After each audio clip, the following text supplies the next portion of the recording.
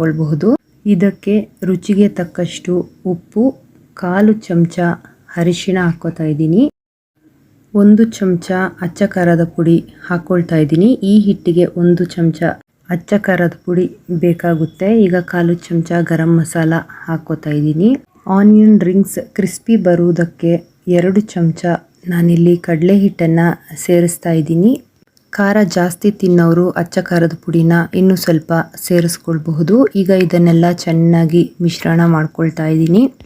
ಇದನ್ನು ಎಲ್ಲೂ ಗಂಟುಗಳನ್ನು ಇಲ್ದಂಗೆ ಚೆನ್ನಾಗಿ ಮಿಶ್ರಣ ಮಾಡ್ಕೊಳ್ಬೇಕಾಗುತ್ತೆ. ನಂತರ ಈ ಮಿಶ್ರಣಕ್ಕೆ ಚೆನ್ನಾಗಿ ತೊಳೆದು ಸಣ್ಣಗೆ ಕತ್ತರಿಸಿದ ಕೊತ್ತಂಬರಿ ಸೊಪ್ಪನ್ನು ಹಾಕ್ಕೋತಾ ಇದ್ದೀನಿ. ಅದೇ ರೀತಿ ಸಣ್ಣಗೆ ಹೆಚ್ಚಿದ ಹಸಿರು ಮೆಣಸಿನ್ಕಾಯನ್ನು ಹಾಕ್ಕೊಳ್ತಾ ಇದ್ದೀನಿ. ಈಗ ಇವೆಲ್ಲ ಚೆನ್ನಾಗಿ ಮಿಶ್ರಣ ಮಾಡ್ತಾ ಇದ್ದೀನಿ. ನಂತರ ಈ ಮಿಶ್ರಣಕ್ಕೆ ಸ್ವಲ್ಪ ಸ್ವಲ್ಪ ನೀರನ್ನು ಸೇರಿಸ್ತಾ ಗಂಟುಗಳಿಲ್ಲದಂತೆ ತುಂಬ ತೆಳ್ಳಗೆ ಕಲಿಸ್ದೆ ಅಥವಾ ತುಂಬ ಮಂದಕ್ಕೆ ಕಲಿಸ್ದಿರ ಬಜ್ಜಿ ಹದಕ್ಕೆ ಕಲಿಸ್ಕೊಳ್ತಾ ಇದ್ದೀನಿ. ಮಿಶ್ರಣ ಈ ಹದಕ್ಕೆ ಇದ್ದರೆ ಸಾಕಾಗುತ್ತೆ. ಈಗ ಇದಕ್ಕೆ ಚಿಟಿಕೆ ಅಡಿಗೆ ಸೋಡಾ ಅಥವಾ ಬೇಕಿಂಗ್ ಸೋಡಾನ ಹಾಕ್ಕೊಳ್ತಾ ಇದ್ದೀನಿ. ನಂತರ ಮತ್ತೊಮ್ಮೆ ಚೆನ್ನಾಗಿ ಕಲಿಸ್ಕೊಳ್ತಾ ಇದ್ದೀನಿ. ನಂತರ ಕತ್ತರಿಸಿದ ಈರುಳ್ಳಿ ರಿಂಗ್ಗಳನ್ನು ಕಲಸಿದ ಮಿಶ್ರಣಕ್ಕೆ ಸೇರಿಸಿ 2 ಕಡೆ ಚೆನ್ನಾಗಿ ಡಿಪ್ ಮಾಡಬೇಕಾಗುತ್ತೆ. ನಂತರ ಒಲೆಯ ಮೇಲೆ ಬಾಣಲೆ ಇಟ್ಟು ಅದಕ್ಕೆ ಅಡಿಗೆ ಎಣ್ಣೆನ ಹಾಕಿ ಕಾಯಲು ಬಿಡ್ತಾ ಇದ್ದೀನಿ. ನೀವು ಬೇಕಿದ್ರೆ 5 ನಿಮಿಷದಲ್ಲಿ ಈ ಅಡಿಗೆನ ಮಾಡಿ ಮುಗಿಸ್ಬೋದು. ಈಗ ಕಾದೆಣ್ಣೆಗೆ ಡಿಪ್ ಮಾಡಿ ಒಂದೊಂದೇ ರಿಂಗ್ಗಳನ್ನು ಎಣ್ಣೆಯಲ್ಲಿ ಬಿಟ್ಟು 2 ಕಡೆ ಫ್ರೈ ಮಾಡ್ಕೊಳ್ತಾ ಇದ್ದೀನಿ. ಇದು ಫ್ರೈ ಮಾಡೋಕ್ಕೂ ಸಹ ತುಂಬ ಟೈಮ್ ತಗೊಳ್ಳಲ್ಲ. 1 ಅಥವಾ 2 ನಿಮಿಷದಲ್ಲಿ ಫ್ರೈ ಆಗಿಬಿಡ್ತಾ ಇದೆ. ಯಾರಾದರೂ ನೆಂಟರು ಹೇಳ್ದೆ ಕೇಳದೆ ಮನೆಗೆ ಬಂದರು ಅಂದರೆ ಅವ್ರು ಬಂದ ಕೂಡಲೇ ಬಾಣಲೆಯಲ್ಲಿ ಎಣ್ಣೆ ಇಟ್ಕೊಂಡು ಎಣ್ಣೆ ಕಾಯೋ ಹೊತ್ತಿಗೆ ಬಜ್ಜಿ ಮಿಶ್ರಣವನ್ನು ಕಲಿಸ್ಕೊಂಡು ಆಮೇಲೆ ತೆಳ್ಳಗೆ ಈರುಳ್ಳಿಗಳನ್ನು ಬಿಡಿಸ್ಕೊಂಡು ಅದರಿಂದ ಉಂಗುರಗಳನ್ನು ಸಪ್ರೇಟ್ ಮಾಡಿಕೊಂಡು ತಕ್ಷಣಕ್ಕೆ ಡಿಪ್ ಮಾಡಿ ಎಣ್ಣೆಯಲ್ಲಿ ಕರ್ಕೊಳ್ಬಹುದು. ಅಷ್ಟು ಈಸಿಯಾಗಿ 5 ನಿಮಿಷದಲ್ಲಿ ಆಗುವ ಸ್ನ್ಯಾಕ್ಸ್ ರೆಸಿಪಿ ಅಂತಲೇ ಹೇಳ್ಬೋದು. ಈಗ ಇದು ರೆಡಿಯಾಗಿದೆ. ನೋಡಿ ಎಷ್ಟು ಚೆನ್ನಾಗಿ ಬೆಂದಿದೆ. ನೋಡೋಕ್ಕೂ ಅಷ್ಟೇ ತುಂಬ ಸುಂದರವಾಗಿ ಕಾಣಿಸ್ತಿದೆ ಮತ್ತು ರುಚಿ ಅಂತೂ ಅದ್ಭುತವಾಗಿರುತ್ತೆ. ಇದೇ ರೀತಿ ಎಲ್ಲ ಆನಿಯನ್ ರಿಂಗ್ಗಳನ್ನು ಎಣ್ಣೆಯಲ್ಲಿ ಕರ್ಕೊಳ್ತಾ ಇದ್ದೀನಿ. ಈಗ ರುಚಿಯಾದ 5 ನಿಮಿಷದಲ್ಲಿ ತಯಾರಾದ ಆನಿಯನ್ ರಿಂಗ್ಗಳು ರೆಡಿಯಾಗಿದೆ. ಈ ವಿಡಿಯೋ ನಿಮಗೆ ಇಷ್ಟವಾಗಿದ್ದರೆ ಲೈಕ್ ಮಾಡಿ, ಫ್ಯಾಮಿಲಿ ಮತ್ತು ಫ್ರೆಂಡ್ಸ್ಗೆ ಶೇರ್ ಮಾಡಿ.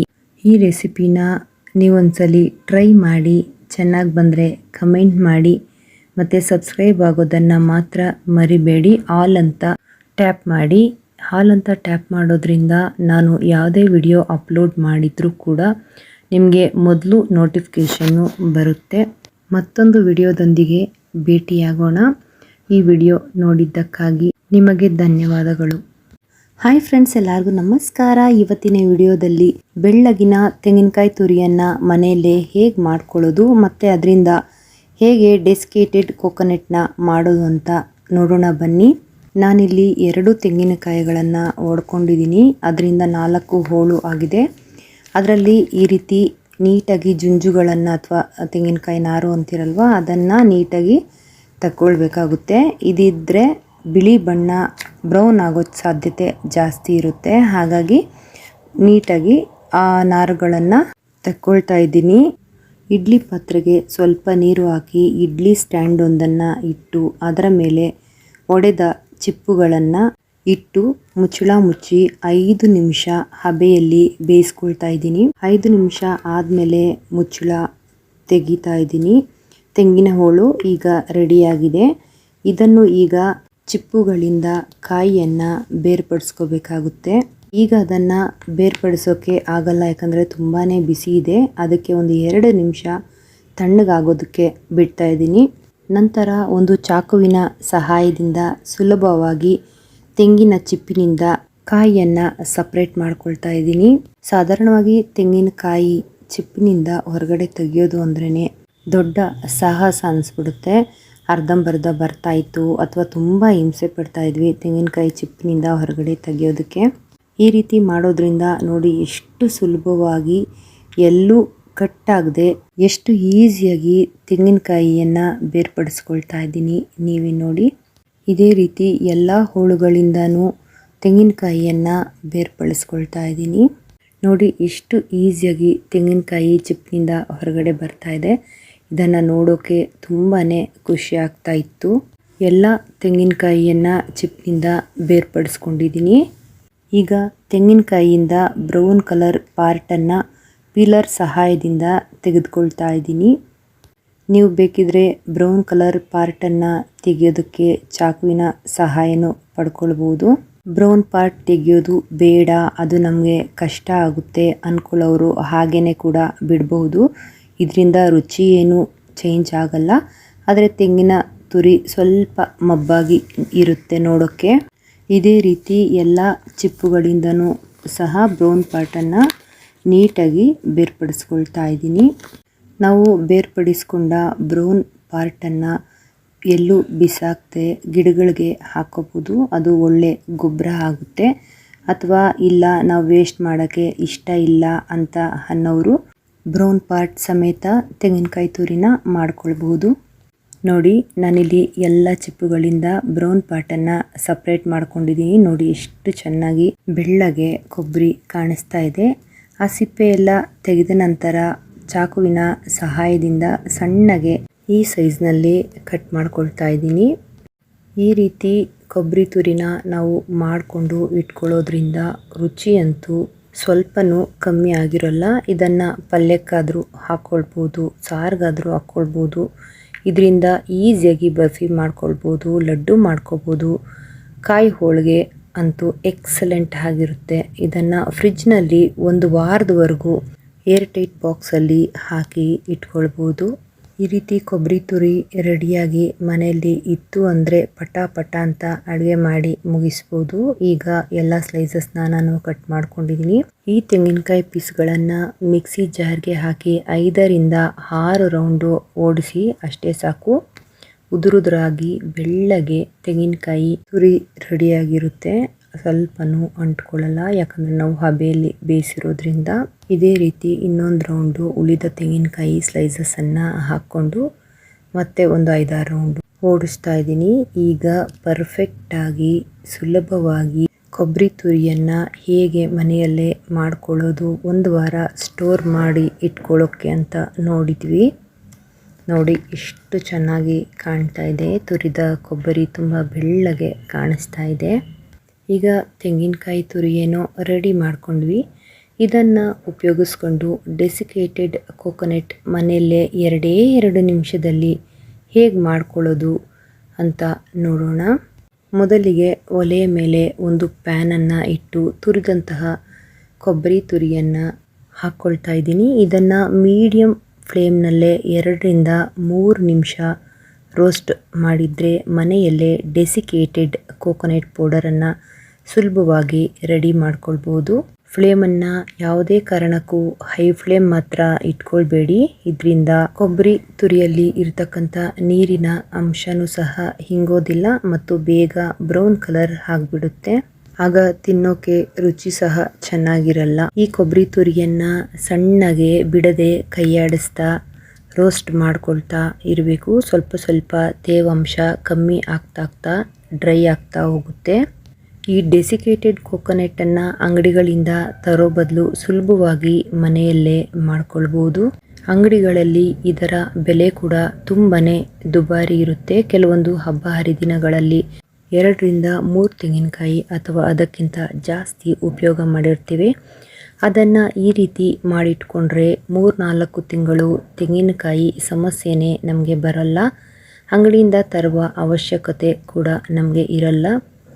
ಯಾವ ಅಡುಗೆಗಳಿಗೆ ಬೇಕಾದರೂ ಉಪಯೋಗಿಸ್ಕೋಬೋದು. ಚಟ್ನಿ, ಪಲ್ಯ, ಸಾಂಬಾರು, ಹೋಳಿಗೆ, ಲಡ್ಡು ಈ ರೀತಿ ಕೊಬ್ಬರಿ ತುರಿ ಇದ್ದರೆ ಅರ್ಧ ಕೆಲಸ ಕಮ್ಮಿ ಆದಂಗೆ ಅನಿಸ್ಬಿಡುತ್ತೆ ನಮಗೆ.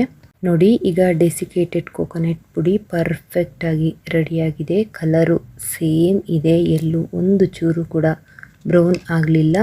ನೋಡಿ ಎಷ್ಟು ಬೆಳ್ಳಗೆ ರೆಡಿಯಾಗಿದೆ ಈ ಡೆಸಿಕೇಟೆಡ್ ಕೋಕೋನಟ್ ಪೌಡರ್. ಇವತ್ತಿನ ಈ ವಿಡಿಯೋದಲ್ಲಿ ಸುಲಭವಾಗಿ ತೆಂಗಿನಕಾಯಿಯನ್ನು ಚಿಪ್ನಿಂದ ಹೇಗೆ ಬೇರ್ಪಡಿಸೋದು, ಕೈ ನೋವು ಬರೆಸ್ಕೊಳ್ದೆ ಹೇಗೆ ಬೆಳ್ಳಗೆ ತೆಂಗಿನ ತುರಿಯನ್ನು ಮಾಡ್ಕೋಬೋದು ಅಂತಲೂ ನೋಡಿದ್ದೀರಾ. ಹಾಗೆ 2-3 ನಿಮಿಷದಲ್ಲಿ ಡೆಸಿಕೇಟೆಡ್ ಕೋಕೋನಟ್ ಪೌಡರನ್ನು ಮನೆಯಲ್ಲೇ ಸುಲಭವಾಗಿ ಹೇಗೆ ಮಾಡ್ಕೊಳ್ಳೋದು ಅಂತ ನೋಡಿದ್ದೀರಾ. ನಿಮಗೂ ಏನಾದರೂ ಟಿಪ್ಸ್ಗಳು ಗೊತ್ತಿದ್ರೆ ದಯವಿಟ್ಟು ಕಮೆಂಟ್ ಮಾಡಿ ತಿಳಿಸಿ. ಮನೆಯಲ್ಲಿ ನೀವು ಟ್ರೈ ಮಾಡಿ, ಇಷ್ಟ ಆದರೆ ಕಮೆಂಟ್ ಮಾಡಿ, ಫ್ರೆಂಡ್ಸ್ ಮತ್ತು ಫ್ಯಾಮಿಲಿಗೆ ಶೇರ್ ಮಾಡಿ, ಸಬ್ಸ್ಕ್ರೈಬ್ ಮಾಡಿ, ಆಲ್ ಅಂತ ಟ್ಯಾಪ್ ಮಾಡೋದನ್ನು ಮಾತ್ರ ಮರಿಬೇಡಿ. ಮತ್ತೊಂದು ವಿಡಿಯೋದೊಂದಿಗೆ ಭೇಟಿಯಾಗೋಣ. ಈ ವಿಡಿಯೋವನ್ನು ನೋಡಿದ್ದಕ್ಕಾಗಿ ಧನ್ಯವಾದಗಳು. ಹಾಯ್ ಫ್ರೆಂಡ್ಸ್, ಎಲ್ಲರಿಗೂ ನಮಸ್ಕಾರ. ಇವತ್ತಿನ ವಿಡಿಯೋದಲ್ಲಿ ಹುಳಿ ಚಿತ್ರಾನ್ನ ಅಂದರೆ ಹುಣಸೆ ಹಣ್ಣಿನ ಚಿತ್ರಾನ್ನ ಹೇಗೆ ಮಾಡೋದು ಅಂತ ನೋಡೋಣ ಬನ್ನಿ. ಮೊದಲಿಗೆ ನಾನಿಲ್ಲಿ ಒಲೆಯ ಮೇಲೆ ಒಂದು ಚಿಕ್ಕ ಬಾಣಲೆ ತಗೋತಾ ಇದ್ದೀನಿ. ಅದಕ್ಕೆ ಕಡಲೆ ಬೀಜ 1 ಬಟ್ಟಲು ಹಾಕ್ಕೊಂಡು ಸಣ್ಣ ಉರಿಯಲ್ಲಿ ಚೆನ್ನಾಗಿ ಹುರ್ಕೊಳ್ತಾ ಇದ್ದೀನಿ. ಕಡಲೆ ಬೀಜನ ಇಷ್ಟಪಡೋರು ಇನ್ನೂ ಬೇಕಿದ್ರೆ ಆ್ಯಡ್ ಮಾಡ್ಕೊಳ್ಬೋದು. ಸಣ್ಣ ಉರಿಯಲ್ಲಿ ಕಪ್ಪು ಹಾಕ್ದಂಗೆ ಬೇಯಿಸ್ಕೊಂಡು ಇದನ್ನು ಹಾರಕ್ಕೆ ಬಿಡ್ತಾ ಇದ್ದೀನಿ. ನಂತರ ಇದೇ ಬಾಣಲೆಯಲ್ಲಿ ಜೀರಿಗೆಯನ್ನು ಹಾಕ್ಕೊಂಡು ಹುರ್ಕೊಳ್ತಾ ಇದ್ದೀನಿ. ನಾನಿಲ್ಲಿ ಜೀರಿಗೆಯನ್ನು ಅರ್ಧ ಬಟ್ಟಲು ತಗೊಂಡಿದ್ದೀನಿ. ಇದನ್ನು ಸಹ ಸಣ್ಣ ಹುರಿಯಲ್ಲಿ ಹುರ್ಕೊಳ್ಬೇಕು. ಯಾವುದೇ ಕಾರಣಕ್ಕೂ ಕಪ್ಪಾಗೋಕ್ಕೆ ಬಿಡಬಾರ್ದು. ಕಪ್ಪಾದರೆ ಕಹಿ ಬರುತ್ತೆ.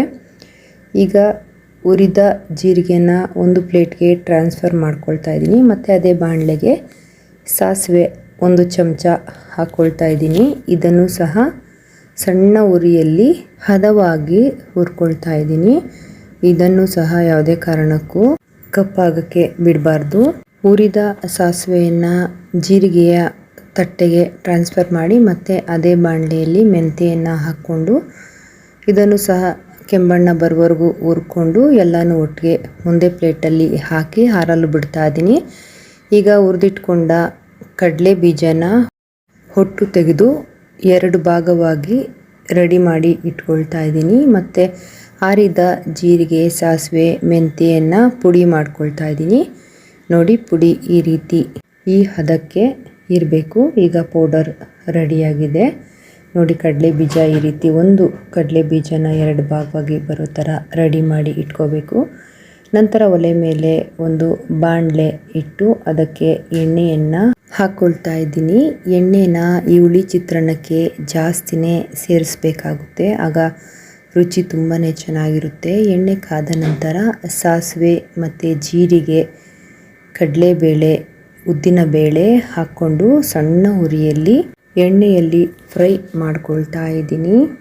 ಈ ಚಿತ್ರಾನ್ನನ ಜಾಸ್ತಿ ಹಬ್ಬ ಹರಿದಿನಗಳಲ್ಲಿ ಮಾಡ್ತಾ ಇರ್ತೀವಿ. ಈಗ ಇದಕ್ಕೆ 2 ಚಮಚ ರುಬ್ಬಿದ ಹಸಿಮೆಣಸಿನಕಾಯಿ ಪೇಸ್ಟನ್ನು ಹಾಕ್ಕೊಳ್ತಾ ಇದ್ದೀನಿ. ಇದು ಎಣ್ಣೆಯಲ್ಲಿ ಚೆನ್ನಾಗಿ ಫ್ರೈ ಆಗೋದ್ರಿಂದ ರುಚಿ ತುಂಬಾ ಚೆನ್ನಾಗಿರುತ್ತೆ. ಈಗ ಇದಕ್ಕೆ 2 ಗಡ್ಡೆ ಬೆಳ್ಳುಳ್ಳಿಯನ್ನು ಸಿಪ್ಪೆ ತೆಗೆದು ಜಜ್ಜಿ ಹಾಕ್ಕೊಳ್ತಾ ಇದ್ದೀನಿ. ಬೆಳ್ಳುಳ್ಳಿ ಕೆಲವೊಬ್ಬರು ಹಾಕೋದಿಲ್ಲ. ಇದು ಹಾಕೋದ್ರಿಂದ ರುಚಿ ತುಂಬಾ ಚೆನ್ನಾಗಿರುತ್ತೆ. ಈಗ ಒಣಮೆಣಸಿನಕಾಯನ್ನು 2 ಭಾಗವಾಗಿ ಮಾಡಿ ಹಾಕ್ಕೊಳ್ತಾ ಇದ್ದೀನಿ. ಮತ್ತು ಇದಕ್ಕೆ ಧಾರಾಳವಾಗಿ ಕರಿಬೇವನ್ನು ಹಾಕ್ಕೊಳ್ತಾ ಇದ್ದೀನಿ. ಇವುಗಳನ್ನು ಸಣ್ಣ ಉರಿಯಲ್ಲಿ ಫ್ರೈ ಮಾಡ್ಕೊಳ್ತಾ ಇರಬೇಕು. ಸಣ್ಣ ಉರಿಯಲ್ಲಿ ಫ್ರೈ ಮಾಡೋದ್ರಿಂದ ರುಚಿ ತುಂಬಾ ಚೆನ್ನಾಗಿರುತ್ತೆ. ಈಗ ನಾನು ಚಿತ್ರಾನ್ನ ಮಾಡೋದಕ್ಕೆ 15 ಈರುಳ್ಳಿಗಳನ್ನು ತೆಳ್ಳಗೆ ಉದ್ದುದ್ದಕ್ಕೆ ಕಟ್ ಮಾಡಿಕೊಂಡು ಅದನ್ನು ಹಾಕ್ಕೊಳ್ತಾ ಇದ್ದೀನಿ. ಈ ಚಿತ್ರಾನ್ನ ನಾನು ಹಬ್ಬಕ್ಕೆ ಮಾಡ್ತಾ ಇರೋದ್ರಿಂದ 30 ಜನಕ್ಕೆ ಆಗುವಷ್ಟು ಚಿತ್ರಾನ್ನ ನಾನು ಮಾಡ್ಕೊಳ್ತಾ ಇದ್ದೀನಿ. ಅಂದರೆ ಹಬ್ಬದಲ್ಲಿ ಬೇರೆ ಬೇರೆ ಅಡುಗೆಗಳು ಇರೋದ್ರಿಂದ ಇದು ಸಹ ಸೈಡ್ ಡಿಶ್ ಥರ ಸ್ವಲ್ಪ ಸ್ವಲ್ಪ ಹಾಕೋದಕ್ಕೋಸ್ಕರ ನಾನಿಲ್ಲಿ ಈ ಚಿತ್ರಾನ್ನ ಮಾಡಿ ರೆಡಿ ಮಾಡ್ಕೊಳ್ತಾ ಇದ್ದೀನಿ. ಈರುಳ್ಳಿಯನ್ನು ಸಣ್ಣ ಉರಿಯಲ್ಲಿ ಬ್ರೌನ್ ಕಲರ್ ಆಗೋವರೆಗೂ ಬೇಯಿಸ್ಕೊಳ್ತಾ ಇರಬೇಕು. ನಂತರ ಇದಕ್ಕೆ ರುಚಿಗೆ ತಕ್ಕಷ್ಟು ಉಪ್ಪು ಪುಡಿಯನ್ನು ಸೇರಿಸ್ಕೊಳ್ತಾ ಇದ್ದೀನಿ. ಜೊತೆಗೆ ಅರಿಶಿಣ ಹಾಕ್ಕೊಂಡು ಚೆನ್ನಾಗಿ ಮಿಶ್ರಣ ಮಾಡಿ ಫ್ರೈ ಮಾಡ್ಕೊಳ್ತಾ ಇದ್ದೀನಿ. ನಾನಿಲ್ಲಿ ಚಿತ್ರಾನ್ನಕ್ಕೆ ಎಣ್ಣೆನ ಹೆಚ್ಚು ಬಳಸಿದ್ದೀನಿ. ಯಾಕಂದರೆ ಸ್ವಲ್ಪ ಹೆಚ್ಚಾಗಿದ್ರೇ ಈ ಚಿತ್ರಾನ್ನ ರುಚಿ ಚೆನ್ನಾಗಿರುತ್ತೆ. ನೀವು ಬೇಕಿದ್ರೆ ಎಣ್ಣೆನ ಕಡಿಮೆ ಕೂಡ ಬಳಸ್ಕೊಳ್ಬಹುದು. ಇದು ಹಬ್ಬಕ್ಕೆ ಹೆಚ್ಚು ಜನರಿಗೆ ಮಾಡಿರೋದ್ರಿಂದ ಸ್ವಲ್ಪ ಎಣ್ಣೆನ ನಾನಿಲ್ಲಿ ಹೆಚ್ಚಾಗಿ ಹಾಕ್ಕೊಂಡಿರ್ತೇನೆ. ನಂತರ ಇದಕ್ಕೆ 2 ನಿಂಬೆಹಣ್ಣಿನ ಗಾತ್ರದ ಹುಣಸೆ ಹಣ್ಣನ್ನು ನೀರಿನಲ್ಲಿ ನೆನೆಸಿ ಕಿವುಚಿ ಹಾಕ್ಕೊಳ್ತಾ ಇದ್ದೀನಿ. ನಾನು ಹುಣಸೆ ಹಣ್ಣನ್ನು ಸ್ವಲ್ಪ ಹೊತ್ತು ಉಗುರು ಬೆಚ್ಚಗಿನ ನೀರಿನಲ್ಲಿ ಹಾಕ್ತೀನಿ, ಹಾಗಾಗಿ ಬೇಗ ನೆನೆಯುತ್ತೆ. ನಂತರ ಇದಕ್ಕೆ ನಾವು ಹುರಿದು ಪುಡಿ ಮಾಡಿಟ್ಕೊಂಡ ಪುಡಿಗಳು ಅಂದರೆ ಸಾಸಿವೆ, ಮೆಂತ್ಯೆ, ಜೀರಿಗೆ ಹಾಕಿ ಪುಡಿ ಮಾಡ್ಕೊಂಡಿರ್ತೀವಲ್ಲ, ಆ ಪುಡಿನ 2 ಚಮಚ ಹಾಕ್ಕೊಳ್ತಾ ಇದ್ದೀನಿ. ಹಾಗೆ ಸಣ್ಣ ಉರಿಯಲ್ಲಿ ಫ್ರೈ ಮಾಡ್ಕೊಳ್ತಾ ಇರ್ತೀನಿ. ಹಾಗೆ ಇದಕ್ಕೆ ನಾವು ರೆಡಿ ಮಾಡಿಟ್ಕೊಂಡ ಕಡಲೆ ಬೀಜನ ಸೇರಿಸ್ಕೊಳ್ತಾ ಇದ್ದೀನಿ.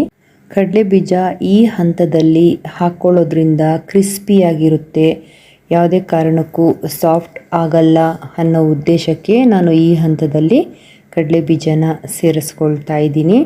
ನಾನು ಯಾವುದೇ ರೆಸಿಪಿ ಮಾಡಬೇಕಾದ್ರೆ ಮುಂದಿನ ದಿನಗಳಲ್ಲಿ ಇಂಗ್ರೀಡಿಯೆಂಟ್ಸನ್ನು ಮೊದಲು ಹೇಳಿ ಅನಂತರ ಅಡುಗೆಯನ್ನು ಸ್ಟಾರ್ಟ್ ಮಾಡ್ತೀನಿ. ಯಾಕಂದರೆ ನಾನು ಅಡುಗೆ ಸ್ಟಾರ್ಟ್ ಮಾಡಿಕೊಂಡು ಒಂದೊಂದೇ ಇಂಗ್ರೀಡಿಯೆಂಟ್ಸನ್ನು ರೆಡಿ ಮಾಡಿಕೊಂಡು ಹಾಕ್ಕೊಳ್ತಾ ಇರ್ತೀನಿ. ಈಗ ಹುಣಸೆ ಹಣ್ಣಿನ ಚಿತ್ರಾನ್ನದ ಗೊಜ್ಜು ರೆಡಿಯಾಗಿದೆ. ಇದಕ್ಕೆ ಸಣ್ಣದಾಗಿ ಕತ್ತರಿಸಿದ ಕೊತ್ತಂಬರಿ ಸೊಪ್ಪನ್ನು ಹಾಕ್ಕೊಂಡು ಚೆನ್ನಾಗಿ ಮಿಕ್ಸ್ ಮಾಡ್ಕೊಳ್ತಾ ಇದ್ದೀನಿ.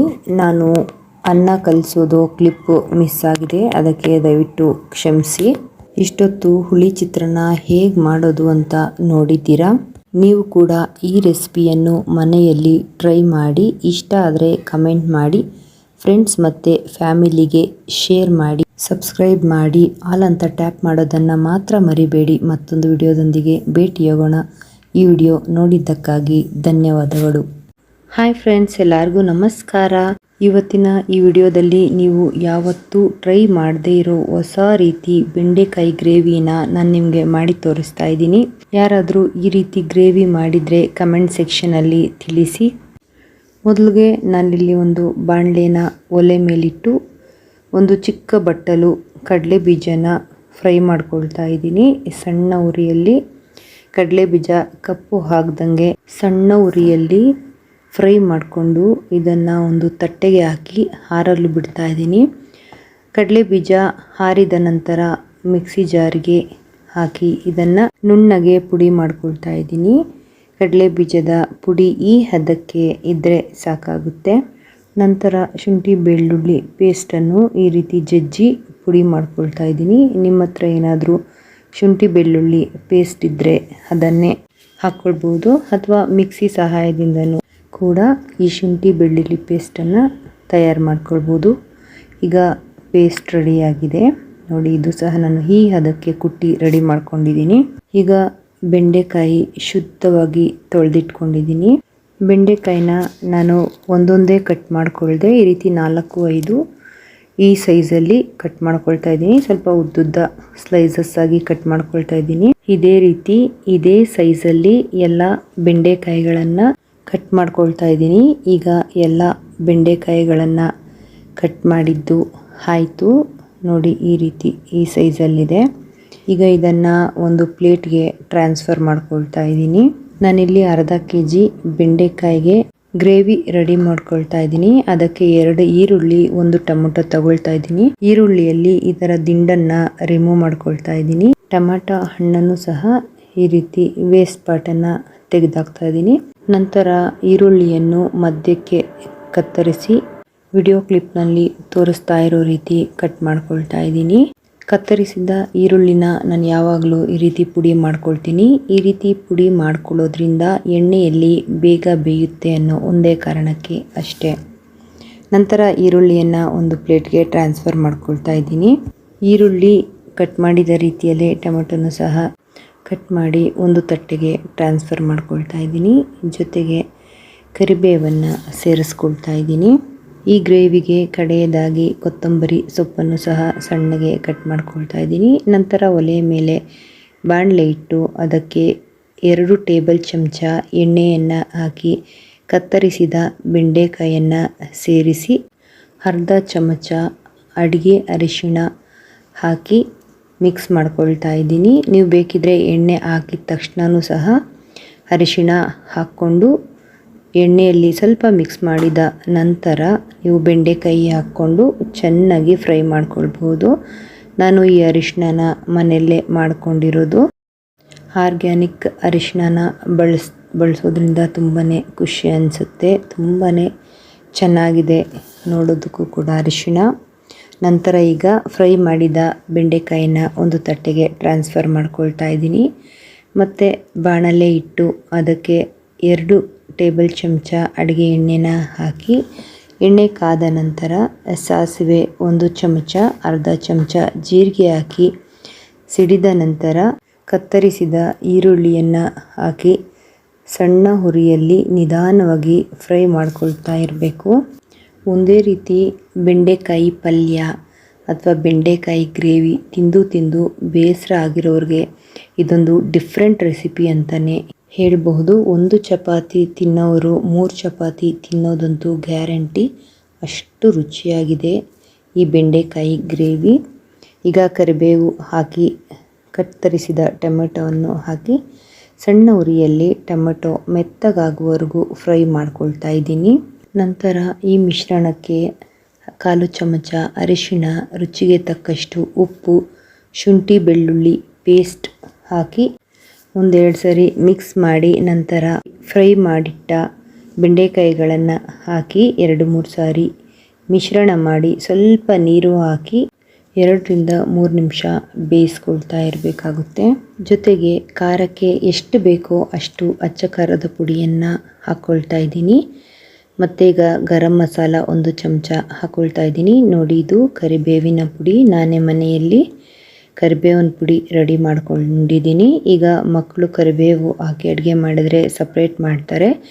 ಹಾಗಾಗಿ ಈ ರೀತಿ ಮಿಕ್ಸಿಯಲ್ಲಿ ಪೌಡರ್ ಮಾಡಿ ಹಾಕ್ಕೊಳ್ಳೋದ್ರಿಂದ ಮಕ್ಕಳಿಗೆ ಗೊತ್ತಾಗಲ್ಲ. ಇದು ಸಹ ಅವರು ತಿನ್ನೋದ್ರಿಂದ ಊಟದ ಜೊತೆಗೆ ಐರನ್ ಕಂಟೆಂಟು ಅವ್ರಿಗೆ ಸಿಗುತ್ತೆ. ಈ ಮಿಶ್ರಣಕ್ಕೆ ಅಗತ್ಯವಾದಷ್ಟು ನೀರನ್ನು ಹಾಕ್ಕೊಳ್ಳಿ. ಮತ್ತು ಈಗ ಪೌಡರ್ ಮಾಡಿದ ಕಡಲೆ ಬೀಜದ ಪುಡಿಯನ್ನು ಹಾಕಿ ಕೊತ್ತಂಬರಿ ಸೊಪ್ಪನ್ನು ಸ್ವಲ್ಪ ಉದುರಿಸಿ ಈಗ ರುಚಿಯಾದ ಬೆಂಡೆಕಾಯಿ ಮಸಾಲ ಗ್ರೇವಿ ರೆಡಿಯಾಗಿದೆ.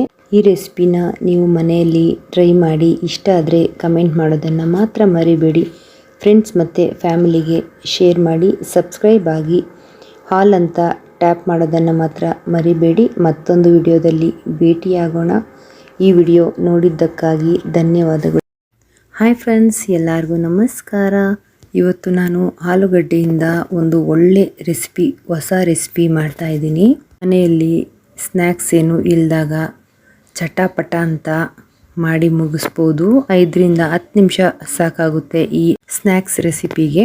ರುಚಿ ಅಂತೂ ಅದ್ಭುತವಾಗಿದೆ, ಅಷ್ಟೇ ಸುಲಭವಾದ ರೆಸಿಪಿ ಇದು. ಮೊದಲನೇದಾಗಿ ನಾನಿಲ್ಲಿ 2 ಆಲೂಗಡ್ಡೆ ತೊಗೊಂಡಿದ್ದೀನಿ. ಆಲೂಗಡ್ಡೆನ ನೀಟಾಗಿ ಸಿಪ್ಪೆ ತೆಗೆದು ಮತ್ತೊಮ್ಮೆ ಶುದ್ಧವಾದ ನೀರಿನಲ್ಲಿ ಕ್ಲೀನ್ ಮಾಡಿ ಅದನ್ನು ಚಿಪ್ಸ್ ಆಕಾರದ ಸ್ಲೈಸಸ್ಗಳಾಗಿ ಮಾಡ್ಕೊಳ್ತಾ ಇದ್ದೀನಿ. 2 ಆಲೂಗಡ್ಡೆನೂ ಇದೇ ರೀತಿ ಸ್ಲೈಸಸ್ಗಳನ್ನು ಮಾಡ್ಕೊಳ್ತಾ ಇದ್ದೀನಿ. ನೋಡಿ, ಸ್ಲೈಸಸ್ಸು ಈ ರೀತಿ ಬಂದಿದೆ, ತುಂಬ ತೆಳ್ಳಗೆ ಬಂದಿದೆ. ಈಗ 2 ಆಲೂಗಡ್ಡೆಯಿಂದನೂ ಸ್ಲೈಸಸ್ನ ರೆಡಿ ಮಾಡಿಕೊಂಡು ಆಗಿದೆ. ಶಾಪ್ಗಳಲ್ಲಿ ಪೊಟ್ಯಾಟೊ ಟ್ವಿಸ್ಟರ್ ಕೊಡ್ತಾರಲ್ವ, ಅದಕ್ಕೆ ಯೂಸ್ ಮಾಡ್ತಕ್ಕಂಥ ಕಡ್ಡಿಗಳು ಇದು. ನಾನು ಬಾಣಲಿ ಚಿಕ್ಕದಾಗಿರೋದ್ರಿಂದ ಸ್ವಲ್ಪ ಕಡ್ಡಿಗಳನ್ನು ಕಟ್ ಮಾಡ್ಕೊಂಡಿದ್ದೀನಿ. ನಂತರ ಆಲೂಗಡ್ಡೆ ಸ್ಲೈಸಸ್ಸನ್ನು ಮಡಚಿ ಆ ಕಡೆ ಒಂದು ಈ ಕಡೆ ಒಂದು ನೀಟಾಗಿ ಈ ಥರ ಕಡ್ಡಿಗೆ ಪೋಣಿಸ್ತಾ ಹೋಗಿ, ತೀರಾ ಮಂದಕ್ಕೆ ಪೋಣಿಸ್ಕೋಬೇಡಿ. ನೀಟಾಗಿ ಪೋಣಿಸ್ಕೊಂಡ್ರೆ ಈ ರೀತಿ ರೆಡಿಯಾಗುತ್ತೆ. ಇದೇ ರೀತಿ ಎಲ್ಲ ಕಡ್ಡಿಗಳಿಗೂ ಆಲೂಗಡ್ಡೆಯ ಸ್ಲೈಸಸ್ಸನ್ನು ನೀಟಾಗಿ ಪೋಣಿಸ್ಕೊಳ್ಳಿ. ಈ ಸ್ನ್ಯಾಕ್ಸ್ ರೆಸಿಪಿಯನ್ನು ಸಹ ನಾನು ಪೊಟ್ಯಾಟೊ ಟ್ವಿಸ್ಟರ್ ಅಂತಲೇ ಕರಿತೀನಿ, ಯಾಕೆಂದರೆ ನೋಡೋಕ್ಕೆ ಹಾಗೆ ಇದೆ. ಈಗ ಒಂದು ಗಾಜಿನ ಬಟ್ಟಲು ತೊಗೊಂಡಿದ್ದೀನಿ.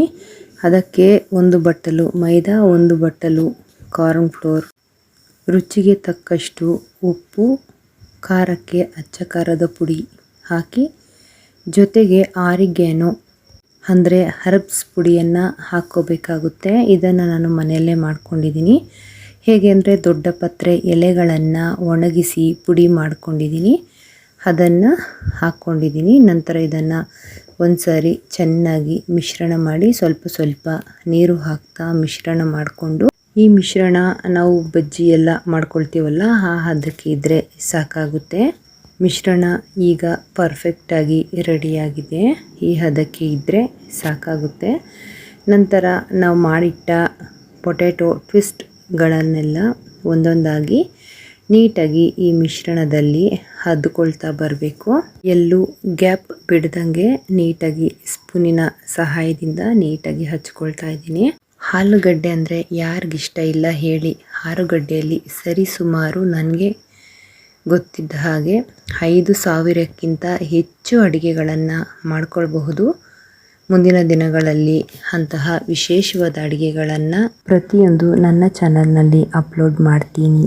ಈ ಪೊಟ್ಯಾಟೊ ಟ್ವಿಸ್ಟರನ್ನು ಯಾರಾದರೂ ಸಡನ್ನಾಗಿ ನೆಂಟರು ಬಂದರೆ ಅವ್ರ ಜೊತೆ ಮಾತಾಡ್ಕೊಳ್ತಾನೆ ಮಾಡಿ ಕೊಡ್ಬೋದು ಅವ್ರಿಗೆ. ರುಚಿಯಂತೂ ತುಂಬಾ ಚೆನ್ನಾಗಿರುತ್ತೆ. ಆದರೆ ಇಷ್ಟು ಈಸಿ, ಇಷ್ಟು ಬೇಗ ಆಗುತ್ತೆ ಅಂತ ಖಂಡಿತ ನೀವು ಊಹೆ ಮಾಡಿರೋದಿಲ್ಲ. ಈಗ ಎಲ್ಲ ಟ್ವಿಸ್ಟರ್ಗಳನ್ನು ನೀಟಾಗಿ ಆಗಿದೆ. ನಂತರ ಕಾದೆಣ್ಣೆಯಲ್ಲಿ 2-3 ಟ್ವಿಸ್ಟರ್ಗಳನ್ನು ಹಾಕ್ಕೊಂಡು ಎರಡು ಕಡೆಯೂ ಚೆನ್ನಾಗಿ ಫ್ರೈ ಮಾಡ್ಕೊಳ್ಬೇಕು. ಈ ಪೊಟ್ಯಾಟೊ ಟ್ವಿಸ್ಟರ್ಗಳನ್ನು ಚಿಕ್ಕ ಮಕ್ಕಳು ತುಂಬಾ ಕ್ರಿಸ್ಪಿಯಾಗಿ ತಿನ್ನೋಕ್ಕೆ ಇಷ್ಟಪಡ್ತಾರೆ. ಅಂಥವ್ರಿಗೆ ಸ್ವಲ್ಪ ಡೀಪ್ ಫ್ರೈ ಮಾಡಿ ಕೊಡಬೇಕು.